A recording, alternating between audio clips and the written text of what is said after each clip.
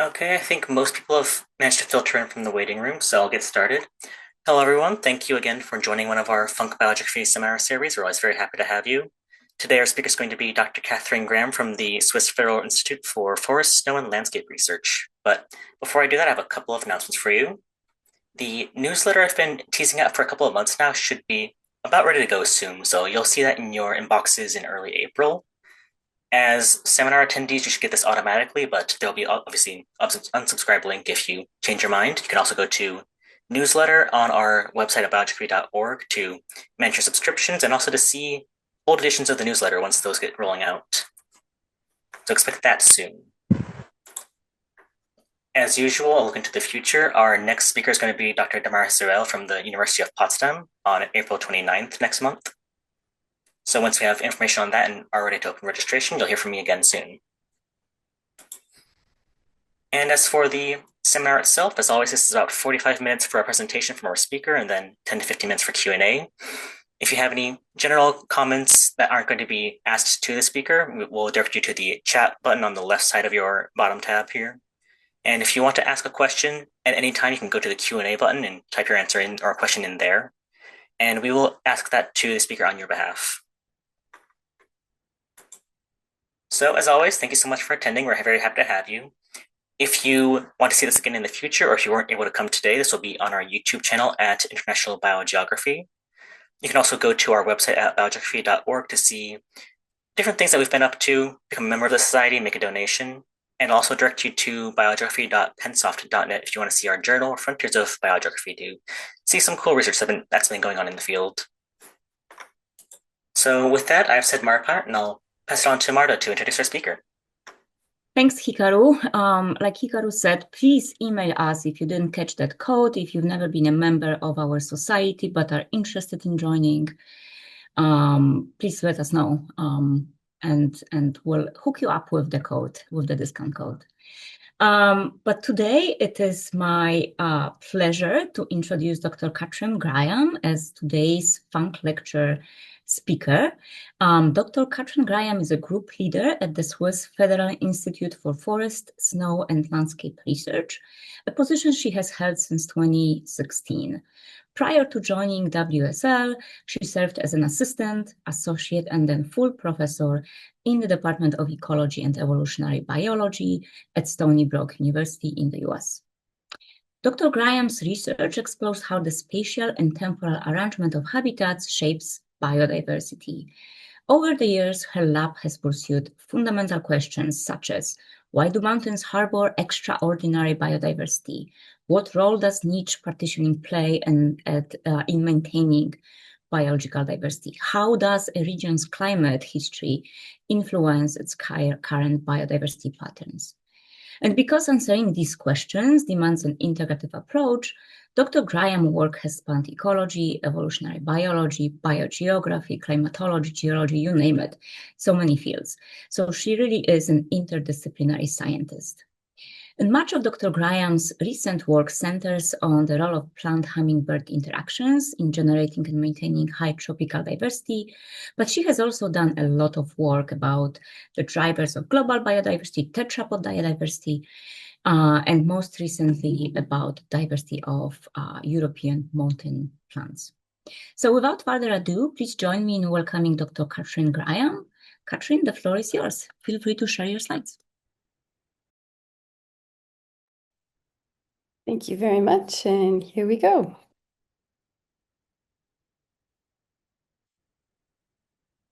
Great, is that set? This is all set. Thanks. Make myself small. Yeah, so I'll talk to you today about the potential of re-evaluating biodiversity patterns in environmental space. Oops, it's not going forward. Oh, and before I start, I just want to mention my key collaborators, of course, in environmental space. And you can see them listed and pictured there, and I'll mention them as I go through the talk as well. So many of us can sit and stare at a map like this. This is a map of avian species richness, and just ask, why are there so many species in some places and so few in others? And this is sort of the bread and butter of macroecology. And in macroecology, we often use specific hypotheses, and we correlate broad scale patterns of temperature, precipitation, productivity to species richness or other aspects of richness. And here's just an example of that, testing a hypothesis about the influence of temperature on richness. And you can see we have a map of global temperature and a map of species richness, and we relate these two. But if I go back to this schema and I think a little bit more about these hypotheses, we'll notice something about them. So a positive temperature richness relationship yields higher thermokinetic energy and is linked to faster metabolic, mutation, and speciation rates. Or if we look at physiological limits, we can quote Curry, richness and climate may covary simply because fewer species can physiologically tolerate conditions in some places, say those that are cold or dry, than others, say those that are warm and wet. So what do these hypotheses have in common? They're formulated considering environmental factors and not geography, at least not explicitly geography. So then why do we study macroecology almost predominantly in geographic space? And what might we learn if we additionally study macroecology in environmental space? So what is environmental space? I'll come back to this, but this gives you a really quick sense. So here's a map of environmental conditions across the globe. You can see that environmental conditions, say the blue color, is in multiple places. And we basically collapse this environmental information into a space. And here it goes. Ta-da, of temperature and precipitation. So this is an environmental space.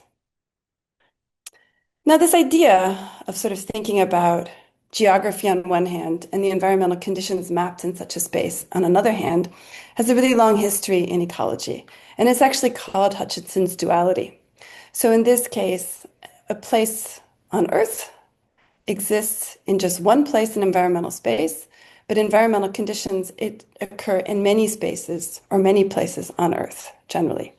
And that's what is known as the duality. Now, we're all really familiar with dualities because they're the basis of niche theory.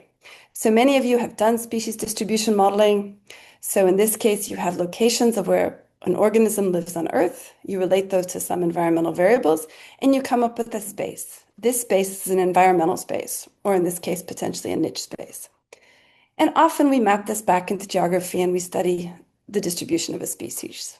But what we want to focus on here is this niche space or this environmental space. And I just want to come back to this duality. And so at one point we were sitting around discussing all the cool things we could do in science in a workshop. And Tiago brilliantly said, Tiago Rangal, who's the co-author of this paper here, why don't we study diversity patterns in this environmental space? So this is what we went ahead and did. Now I want to give you some insight into why we might study an environmental space. So I'll start by thinking about geography. In geographic space, spatial processes dominate. Things like dispersal, lineage splitting. Environmental conditions are then associated with a given geographic location and are used secondarily, say, to understand richness patterns. And we have this problem that environment and geography are often confounded. And we have a hard time, say, with the latitudinal gradient, for example, of knowing what is the role of environment and, say, other factors that might influence diversity, such as area. So with an environmental space focus, we focus first on environmental conditions. And these in some ways are more directly related to those hypotheses I was mentioning earlier. Those hypotheses, or many hypotheses, not all, but many hypotheses are about environment. And that's more physiologically associated to organismal responses. So we focus on environmental space first, and then the geography of these conditions. And the main advantage of this, or one main advantage of this environmental space approach, is that you can tease apart the influence of the environment itself, say warm, wet conditions, from the geography of those conditions across space. And so we can tease apart geography and environment in a way. So that might seem very abstract. So I'll try to convince you now with a series of case studies and ask the question, what might we learn from studying ecology ecological and evolutionary patterns in environmental space. And what I'll do today is mostly talk about how we thought about this with macroecology, but I'll point out that we've actually considered this particular topic in terms of species and also in terms of evolutionary patterns and other topics. And you can see that if you're interested. So starting with climate conditions and their geography. This was work that my former postdoc, Marco, did. And we'll start by describing how he created an environmental space.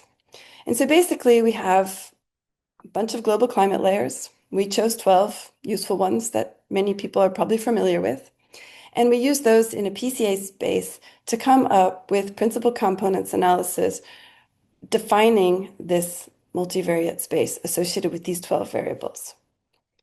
And then, following Hutchinson's duality, we basically took those spaces, PC1 and PC2, and mapped them into a state space. So that means every single place here, every pixel or grid, has a specific set of environmental conditions associated with PC1 and PC2. And this is what we call climate itself. This represents the climate in that given pixel. But we know that some conditions cover larger surfaces of the Earth, and maybe these areas have more species just because they're large. So in addition, for each of these climate conditions, we calculate the area. This is now this PCA space with area. So that means a dark pixel is covered over a large part of the Earth. Those environmental conditions occur across the Earth. We also calculated isolation because we know when maybe climates are isolated, you might have limited gene flow, and this could provide opportunities for speciation. And this is calculated based on a pairwise distance between unique fragments of a given environmental condition, so a geodesic distance. And this is now climate isolation in our state space of environment. And then we need richness because we're really interested in how these factors influence richness. So this is an example of a single cat species, and this is its environmental space. We can do the same thing for a second cat species, and now we have two. And where they overlap, we have a richness of two. And where there's just one, we have a richness of one, etc. So we can keep doing this and adding species until we end up with, say, richness plots for all birds, all mammals, all reptiles, and all frogs. And this is what Marco did. And then we want to ask, is species richness greater in some climate conditions? Is this a result of climate itself, say being warm and wet? We think there's lots of species where it's warm and wet, or the geography of that climate. So our response variable is then species richness, and we have predictors, geographic and climate. And when we look at this, and this is a deviance analysis, partitioning analysis, we see that we can explain a lot of variation. 88 to 90% can be explained by those variables. The geography of climate explains about 27% of this variation. Climate itself explains about 17%. And then there's a large part of this variation that we can't attribute to either climate itself or the geography of climate. Okay, so looking at these response curves, this is what we would expect. PC1 is cold to warm, PC2 is dry to wet, partial residuals of richness are plotted on the y-axis, and you can see sort of the kinds of shapes you would expect. Now, let's think about this geography of climate. It was also very important. And so we see the partial residuals of richness again on the x-axis, and on the y-axis in the top left graph, I'm sorry, backwards, but you got that. On the x-axis of the top left graph is area. And you can see as the area of a given climate set of conditions, one of these grids increases, you have more species. So that suggests that climate conditions covering extensive area should support more individuals, leading to larger populations, potentially increased speciation rates, and reduced extinction rates. Now in the bottom graph, we have again richness on the y-axis, and now it's distance among fragments, or a measure of isolation on the x-axis. And what you see here is again a positive relationship, where isolated climates when climates are isolated, there's reduced gene flow. These different fragments can then accumulate distinct species over evolutionary time. And something that's interesting is that climate is actually more isolated at the lower latitudes. Now, that's something we don't always predict because we think of the tropics as being this continuous block of climate. But actually, when we think about it again, we realize that there's tropics across many different continents on Earth, and this isolation, actually, this sort of pattern of the globe causes a lot of isolation in low latitudes. And so if we put this together and we sort of go back to how we've thought about, say, tropical richness and area and its role in diversity, we can go back to a quote by Terberg from the 70s. And he said, unusual environmental situations carry impoverished floras in relation to their nearby sites, incorporating more usual climates. And he sort of argues that you have lots of climate area in the tropics. This is a very common climate, and therefore you should have many species in this tropical environment. But given the isolation of tropical climates, we can revise this idea, and it can now be the area hypothesis for the last glacial maximum, I'm sorry, for the latitudinal gradient can be expanded to be the area and isolation hypothesis, right? So it's not only the size, but it's the fragmentation of specific types of climate that drive richness patterns across the globe. And distinct climates can then act as islands, as we see, and we can sort of use the island biogeography thinking and approach where we think about island area and island isolation, but instead we have climate area and climate isolation to understand global patterns of biodiversity. So you're all saying, yes, global, 1 degree. Do I believe it? So just a quick look at how much does scale matter. And this was nice work done by Ruben. And of course, we had to come up with a great study system to look at, and that's hummingbirds. And we looked at the resolution of both climate and species data, thinking about multiple resolutions, as you can see here. And so then we map this climate space for hummingbird richness, and we get a lot more detail at the smaller scale, but the overall patterns are quite similar in terms of where the high richness area is in this PCA space that we're working with. And then if we do the same variance partitioning as we did before, we can see the geography of climate explains less, probably pretty logical because it's just one continent. We see climate itself explains quite a bit. The combined explains quite a bit, or some, I'm sorry. And finally, but what's most important is that while you have less unexplained variance at the largest scale, so 19%, and only 12% at the smallest scale, the overall patterns are really broadly the same. And that's really the take-home message here. And I think we should continue to think about scale when we do these analyses, but so far we don't think it's influencing our overall insights. So, moving on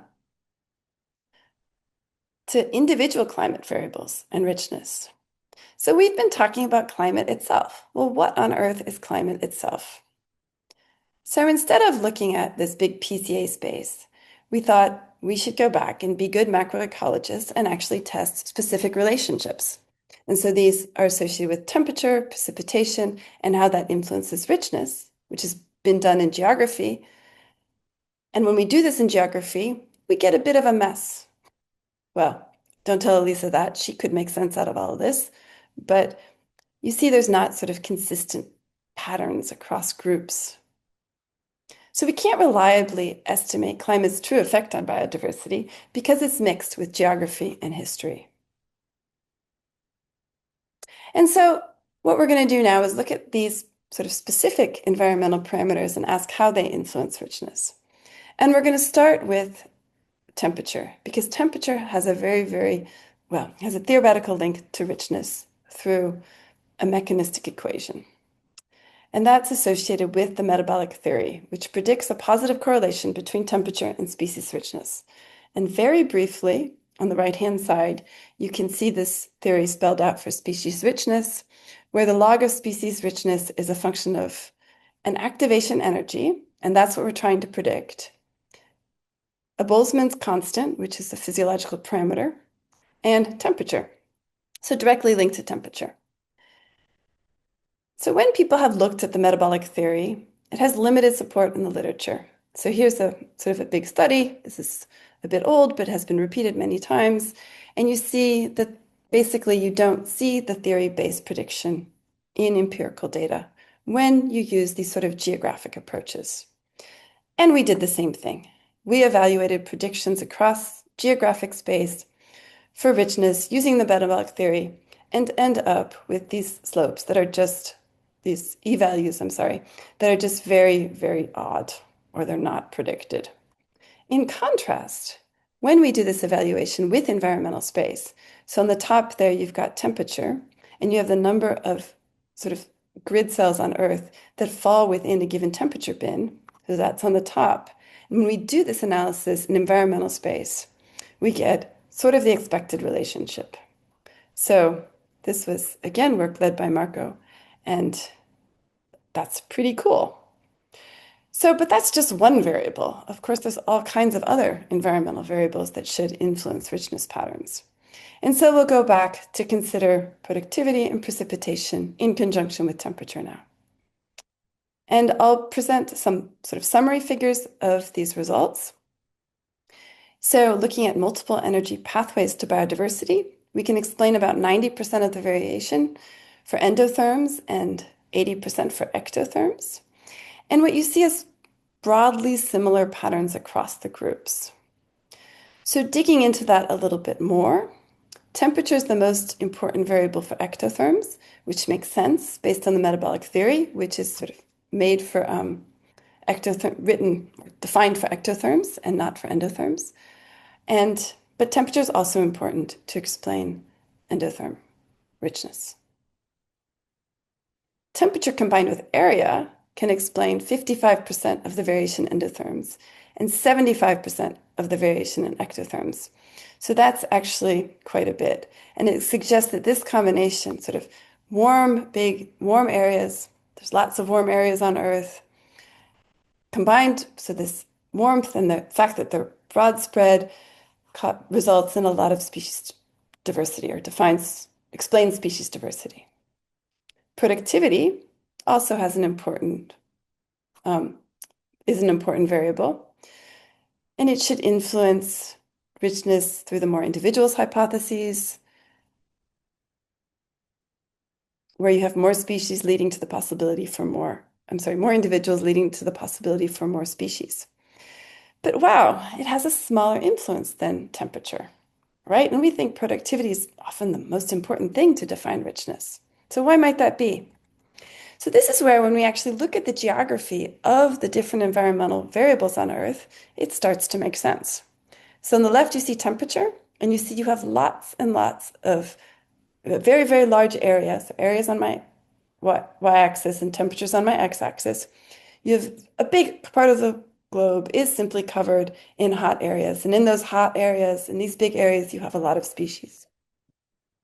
Precipitation is covered on a smaller part of the high precipitation is covered on a smaller part of the globe. And productivity, which is the combination of temperature and precipitation, shows yet another pattern with actually relatively few highly productive areas. So this can help explain why we see this role of temperature in influencing species richness. So what we might sort of conclude is that incorporating temperature, precipitation, productivity, and the spatial properties of each of these climate conditions really helps us better understand the emergent energy richness patterns that potentially govern global richness patterns. Okay, so now a quick look to the past. Many of you might be asking, this is all current climate. But we know climate changed dramatically over the past. Can we learn anything by looking back in time? And so I want you to focus on this little pixel here. See it? The red one with the big arrow? And then we're going to ask, what happens to the climate or the precipitation and temperature of that pixel over the last 5 million years? And there it goes.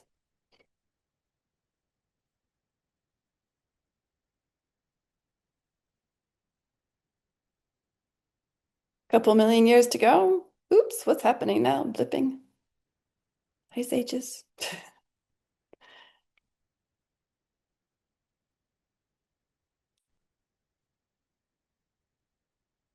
Okay.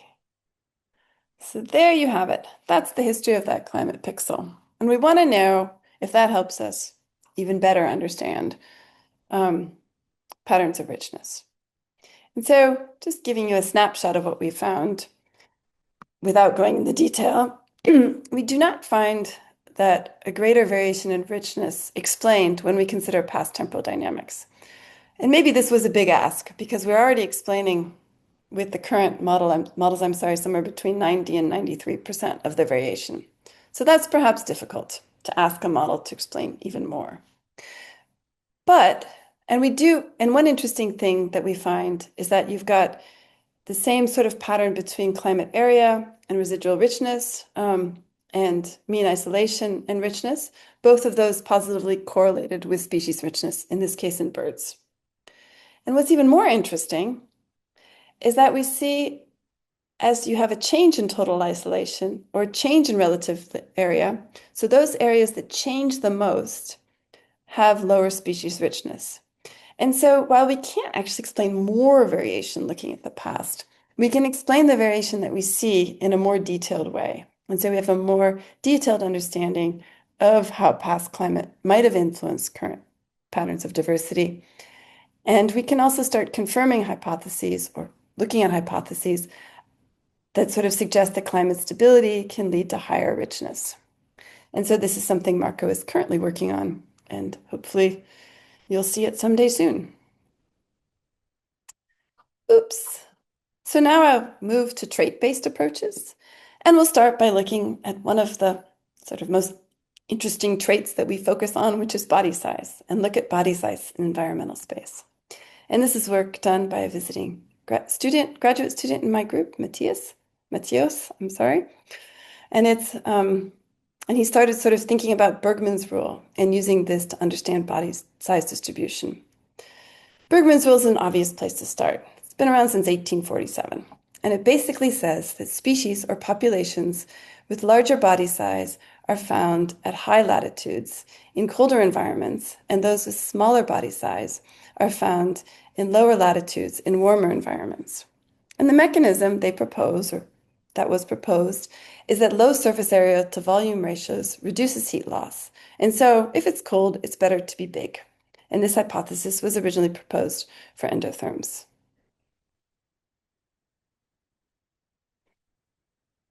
And so Matthias came up with some really interesting hypotheses associated with this. So first is Bergmann's rule. We just discussed that. But also in the literature is the notion that you have, if you're big, you have reduced water loss. So you could also have big bodies to conserve water. And so both of these two hypotheses would lead to a negative relationship between body size and either temperature and precipitation. In contrast, large body species have higher energy needs, so body size should be greater in productive climates, something called the primary productivity hypothesis for body size. And also, larger species have greater fat potential to store fat, and so they could survive resource shortages. So if temperature seasonality was high, you might also have a big body. You might also expect big body sizes. So we looked at this in environmental space. And here you can see, say, this little pixel named 1, which is orange, and you look at its environment. It's where this environment occurs across the space. And then if you look at this little frequency distribution, we can have a frequency distribution of body sizes that occur in that specific set of environmental conditions, and we take the mean. And this mean is what's plotted here for endotherms and ectotherms. And just looking at these patterns is already kind of cool because endotherms seem to be doing one thing. They have small body masses where it's warm and wet, and at these sort of extremes, colder and bigger body masses. But say for lizards, you have very little pattern of body mass and environmental space in comparison, and frogs or amphibians are somewhere in between. So when we sort of looked at this with the structural equation model to try to sort out these different hypotheses, the first thing we can see is that overall, these hypotheses explain body size quite well, except for reptiles. And then we can see that Bergmann's rule is supported. This is the heat conservation hypothesis, and it's supported across all the different groups. So this would be the negative role of temperature, the negative relationship that we see up on the hypotheses in the blue line in the graph.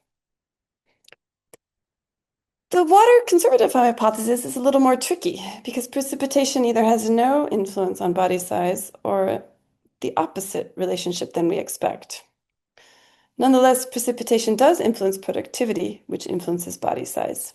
So there's something going on potentially with precipitation that's important, but it's hard to attribute this specifically to the water conservatism hypothesis.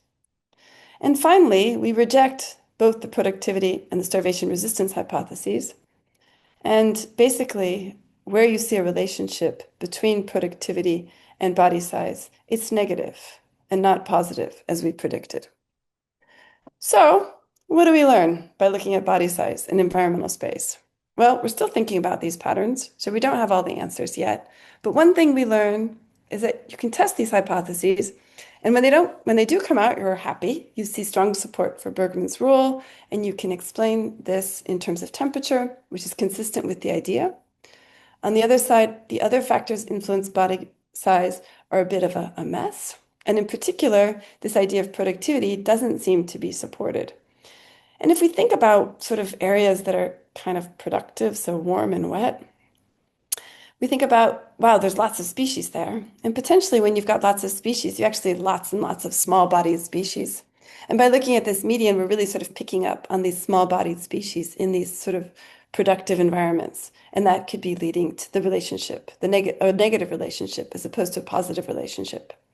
So I would argue that even when environmental space doesn't confirm the way the world works, it makes you think a little bit harder about how the world might work. And we will continue to think about that. So I will move to one more set of trait-based approaches. And this is instead of looking at a single important trait, we want to look at trait richness and trait spacing in environmental space. And this is work that's been led by my postdoc, Elisa Barreto. And basically, we think environmental space should reveal which trait combinations are feasible and which ones are excluded. So by looking at what's in a given climate bin or given set of conditions. And we might find that we can study environmental filtering independent of the effects of geography by studying it directly in environmental space. So we start by asking a relatively simple, straightforward question. To what extent does climate act as a filter, shaping the range of functional strategies that can exist within a climate condition? So that's our question. And so we want to look at things like functional richness. But if you look at functional richness, you basically get exactly the same pattern. Well, not quite, but a very similar pattern to what you would get with species richness. Basically, more species, greater function. So this is something we all know. And so for this, then we look at the effect size, the standard effect size, which controls or which considers the influence of species richness by asking what should the functional richness be given the number of species that occur in a given, say, grid in this space. So the next slides will show you patterns of these functional patterns specifically in climate space. Specifically with this correction. And so the first thing we looked at was richness. So this is basically the volume of the functional space. And we see sort of in the bottom left that you have a sort of a strong signature for environmental filtering, where in harsher climates, functional richness is lower than expected.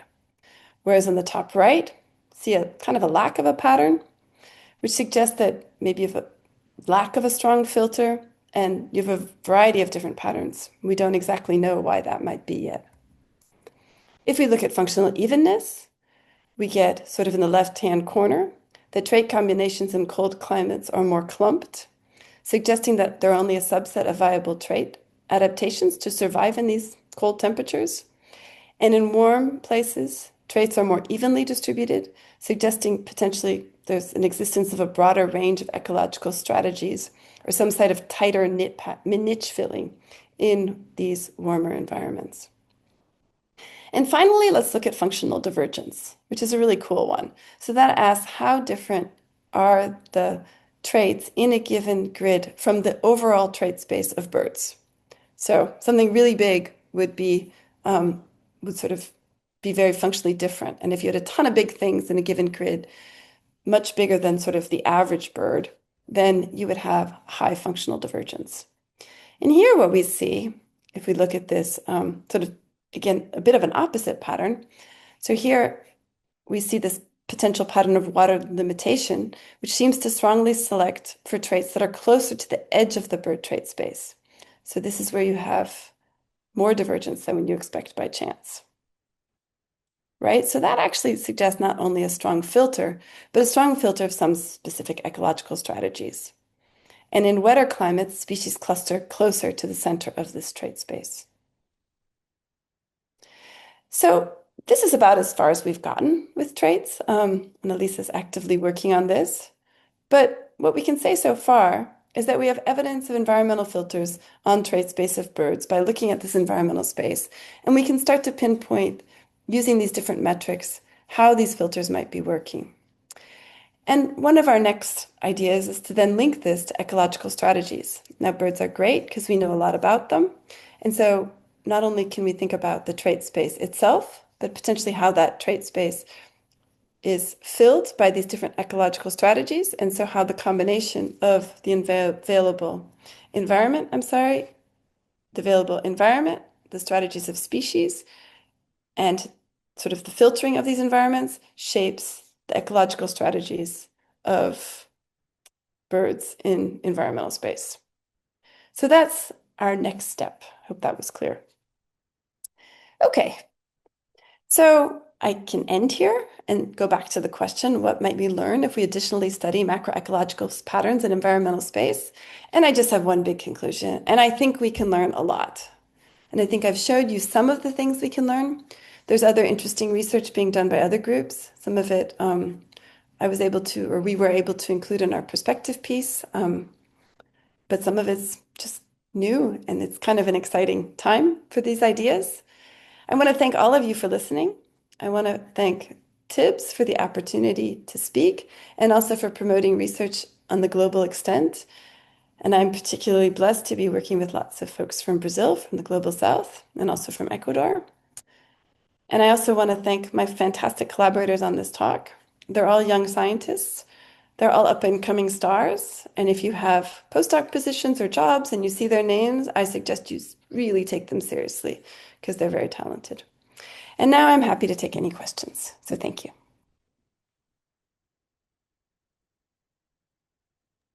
Thank you very much, Katrin. It was great talk. I went fast, sorry.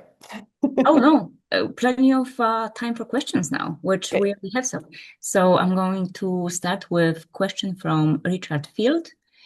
Great talk. How much have you explored different definitions of specific climates, i.e. different ways of binning? Yeah, so far we've just been using a two-dimensional space because it's easier, though it should be possible to use a more multi-dimensional space. And then for binning, we've just pretty much been taking the equal sort of an area, and then we've been changing the size of those bins. And then in the hummingbird example, we also sort of asked, how much does it matter? How much does the resolution of both the species data and the climate data matter in terms of what kind of results we might see? And we see it matters a bit, but not sort of massively in terms of the broad sort of macro pattern. But that said, I think that you could bin climate spaces differently. And I invite you, if you sort of have a chance to talk with Nick Zimmerman. So he's sort of trying to bin these climate spaces in terms of biomes and actually doing something quite similar, but then he's actually defining this in terms of a biome. I think that comes with some interesting pluses because then you're sort of defining this climate space into something you think is sensible, but it also comes with a negative in that you're defining the space and you're sort of constraining it. So, but I think if you wanted to test specific hypotheses about sets of or some sort of bigger climate space, You could study those in environmental space and you could come with specific hypotheses and do that. So we haven't done that yet, but I think it's actually others are, and I think it's actually an interesting direction, and I look forward to seeing what we'll learn. Great. Thanks, Katrin. Next question comes from Brittany Poo.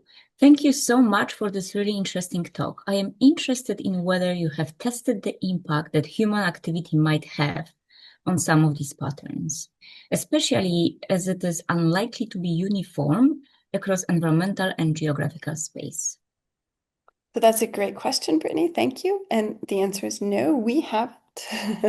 I think there are others, Alex Piggott and his group, trying to do this a bit.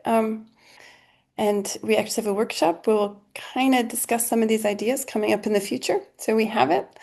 But I think it's an interesting avenue because, yeah, because these environmental spaces that people like, and use are going to be potentially interesting, also important for other species. And I think we get at that in some ways with species distribution modeling.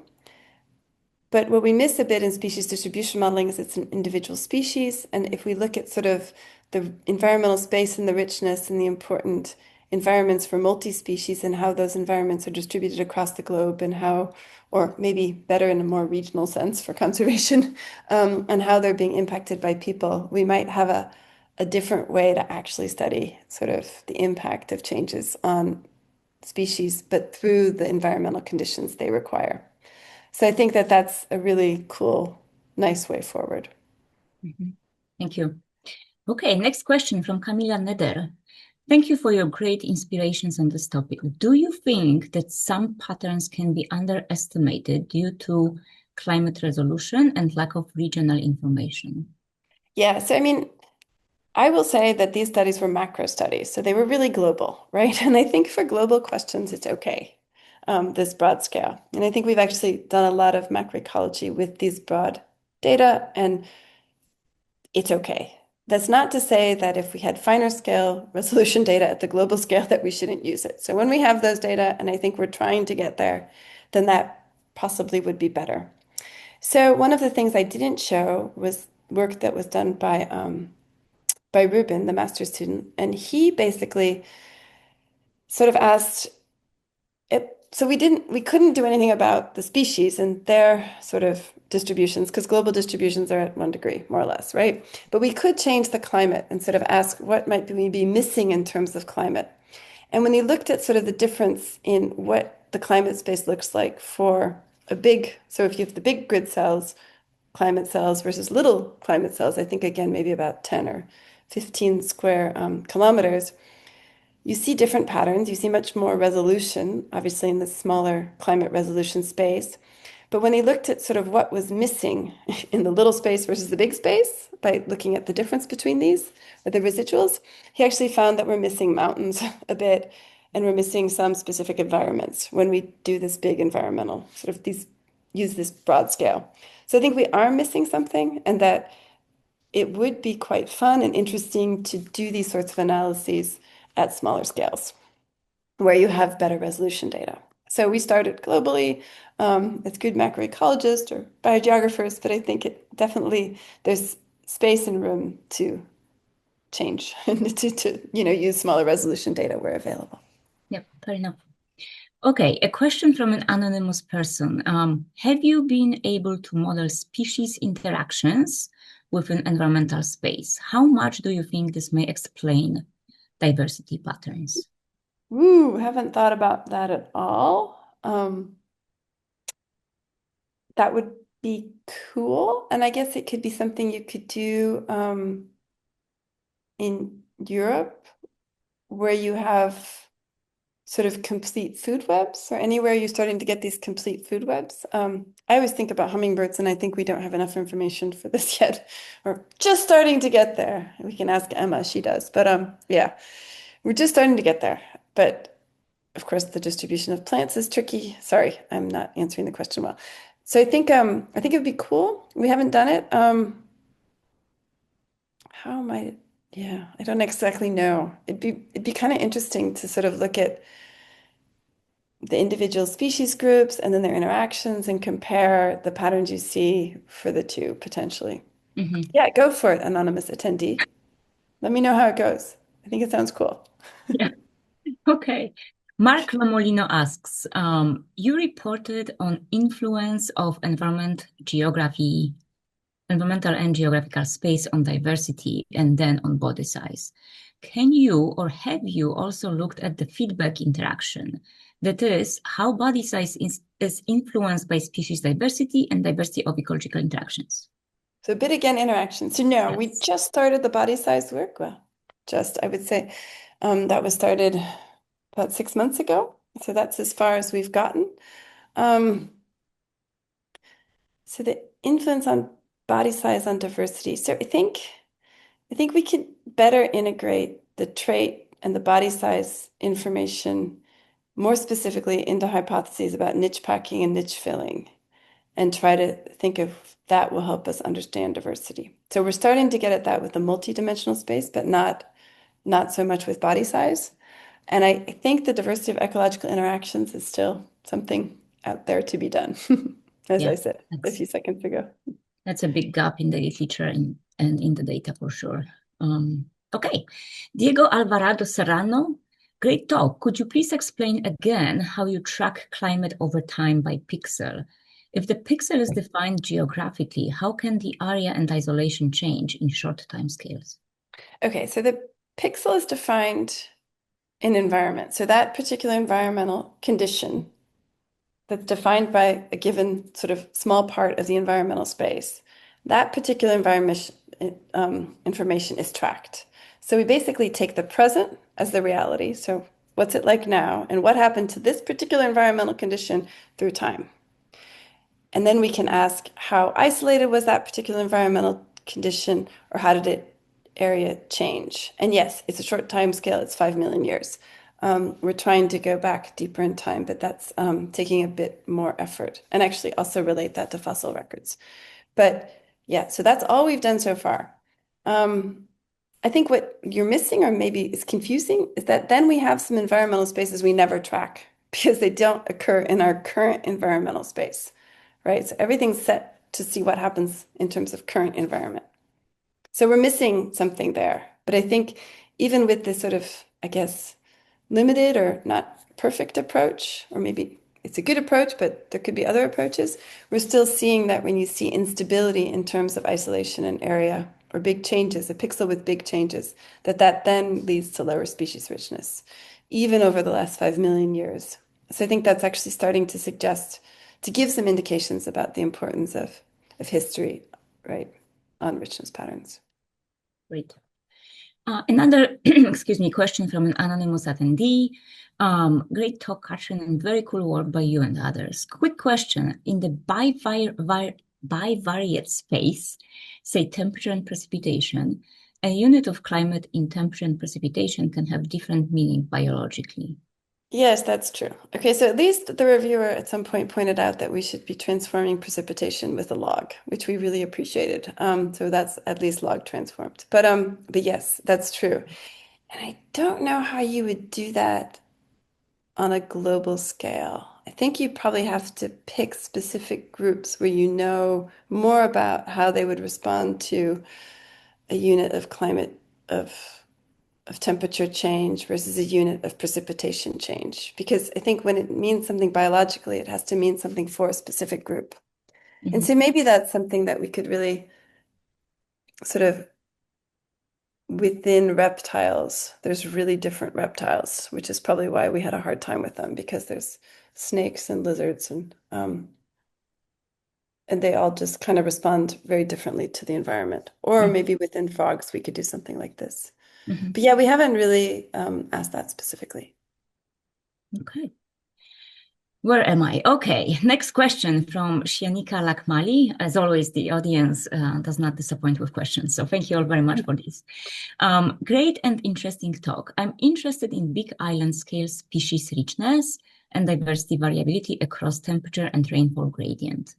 But I have data on all species diversity for trees. Is that fair to go ahead with that sort of data for this kind of study? to look at environmental filtering for the impact of changes in species diversity? Well, I would say sure. I don't know why you wouldn't. I mean, I think if so with islands, it's a bit tricky because often there's more species on islands that are bigger, right? We know that just because they're bigger, but often bigger islands also have more kinds of environmental conditions, which also could lead to more species, right? And maybe also more potential for isolation. And so I think that, sort of doing the environmental space approach on islands is sort of layering, you might have to take care of how big the area of that island is specifically, but then within that, how big is the area of the different kinds of environmental sort of conditions that are on that island and how those conditions might sort of filter out species. And I think that's cool to do with trees. There's some nice work done, say, by Dirk Kager, where he shows that tree lines are different on islands than the sort of the globe, which is sort of interesting and would suggest that there's some potential interesting stuff you could learn about filters on islands with trees. Great.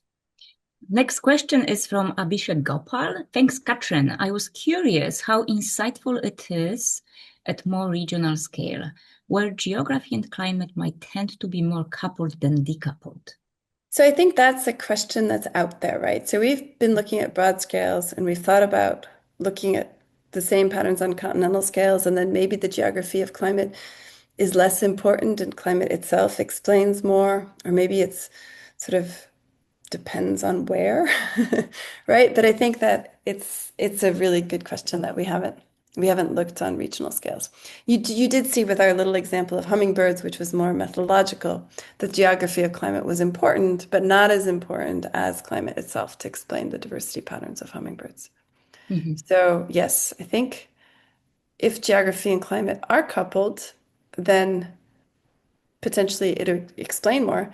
But I think also in a big picture, we know that geography and climate aren't completely coupled because otherwise we would have a much easier time explaining geographic patterns of richness with climate. But oftentimes we have trouble because we have sort of collinearity among space, along a gradient, and that's collinear, and all those geographic factors are compounded with the environmental factors. So I think what the environmental space approach allows you to do to some extent, or is one way to try to decouple environment from geography. So kind of answers your question. Thanks, Catherine.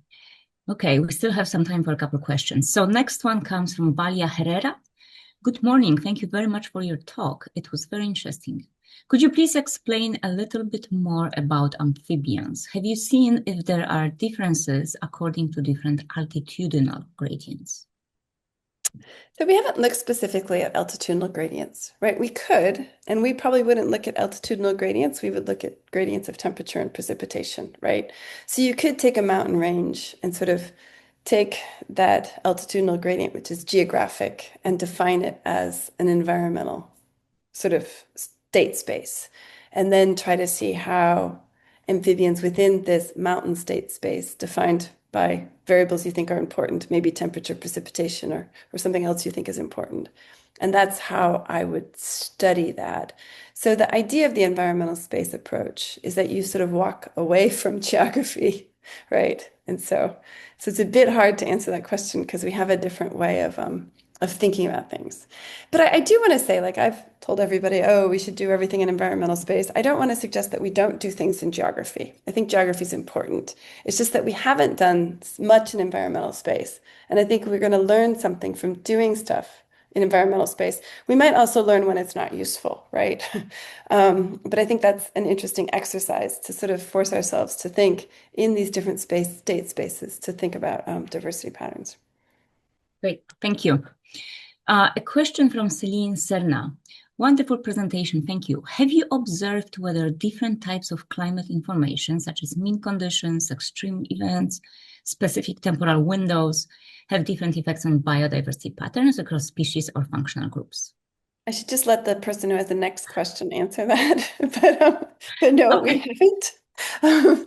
But I think that there's really interesting temporal patterns in climate over really different scales that actually Wyatt could explain to you much better than I could. And we haven't looked at that. I hope Wyatt eventually will look at this in his dissertation work. But yeah, so we've been looking at means, and I agree that that's a bit limited. And we haven't, well, I guess we have two temporal windows, if you will, like the current, and then we tried to go back 5 million years, but we haven't been looking at, say, seasonal windows within a year, stuff like that. Mhm. Some of those questions might require different data, right? Different biological data, depending on how specific your temporal window was. Um, but yeah, yep, good question. Go for it. Well, then, Nice. speaking of Wyatt, that next question comes from them. I'm curious whether you've considered how species dormancy or migration might affect their distribution within your environmental space, since either could decouple it from the climate conditions species actually experience. So, do you think controlling for this would change any of your conclusions, Well, especially on the emergence of the space?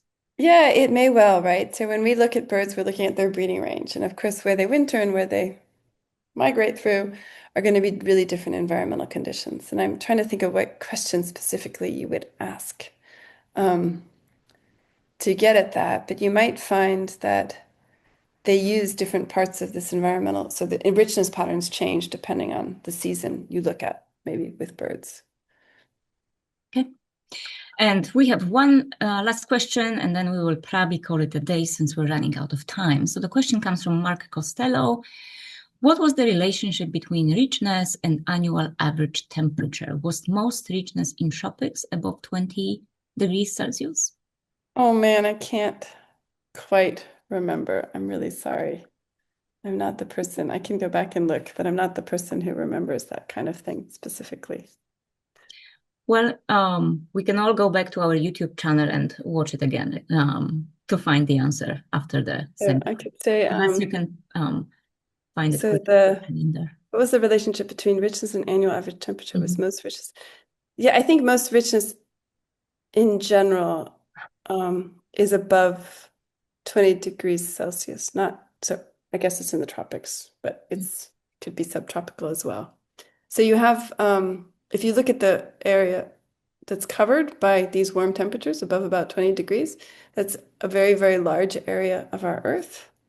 And you also have a high richness in these sort of temperature bins, potentially because it's so big.